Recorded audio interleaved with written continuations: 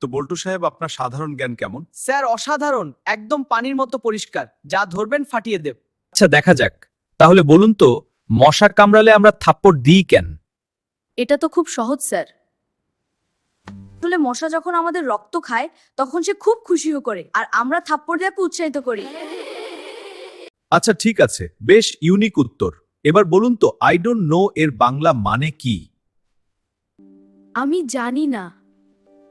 আরে, এইটুকুও জানেন না? একটু আগেই তো বললেন আপনার সাধারণ জ্ঞান খুব ভালো। আরে স্যার, রাগ করছেন কেন? আমি তো আপনাকে মানেটাই বললাম। আই ডোন্ট নো এর বাংলা মানেই হলো আমি জানি না। ঠিক আছে, এবার শেষ প্রশ্ন। খুব মন দিয়ে শুনুন। মনে করুন আপনি একটা ট্রেনের ড্রাইভার। ট্রেনটি ঢাকা থেকে 100 কিমি বেগে সিলেটের দিকে যাচ্ছে। মাঝপথে কুমিল্লায় 50 জন যাত্রী নামলো আর 20 জন উঠলো। আখাউড়ায় আরো 10 জন নামলো। এখন বলুন তো, ড্রাইভারের বয়স কত?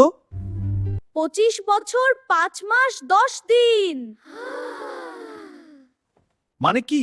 আপনি এত নিখুঁতভাবে ড্রাইভারের বয়স বের করলেন কিভাবে? মনে মনে কোনো জটিল অঙ্ক করলেন নাকি?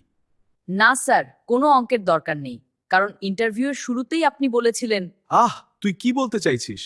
আজ আমার নিজের বয়স ঠিক 25 বছর 5 মাস 10 দিন পূর্ণ হলো, তাই এইটাই বলে দিলাম। বল্টু সাহেব, আপনি তো দেখি সাংঘাতিক লোক।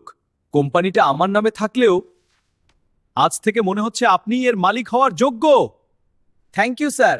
তা কাল থেকে কি জয়েন করব, নাকি এখনই আপনি চেয়ারটা ছেড়ে দিচ্ছেন? ও না, নেতা না